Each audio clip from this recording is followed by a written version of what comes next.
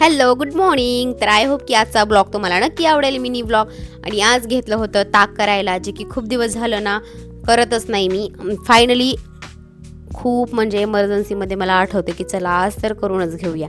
आणि सगळ्यात आळस येतो मला हा ताक करायला, कारण धरून तर थांबायचं नसतं, मशीन लावून ठेवायची असती तरीसुद्धा खूप आळस येतो बरं का, कारण वेळच तेवढा लागतो. फायनली ताक वगैरे करायला ठेवलेलं आणि चहा तर पाहिलाच असेल. आणि कालची आमटी एवढीच राहिलेली होती, कारण खूप टेस्टी झाली होती.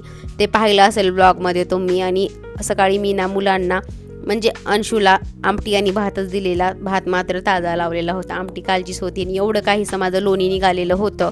खूप कष्ट असतात पण लोणी मात्र निघतं. तूप वगैरे सुंदर. इथे ह्याचा होमवर्क घेत की इथे भजे वगैरे मी ना कडक करायला ठेवलेले होते. कालचे शिळे भजे आहेत, आता एवढे कसे टाकून देणार ना, म्हणून म्हटलं चला आपण खाऊया.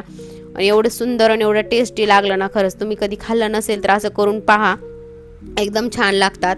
आणि फायनली तूप माझं एवढं झालेलं होतं, कारण आता डब्बा तर पूर्ण भरलेला होता, कारण हर्षू नाही आहे खाण्यासाठी. म्हणून तर चला असे ब्लॉग पाहायला फॉलो नक्की करा. बाय.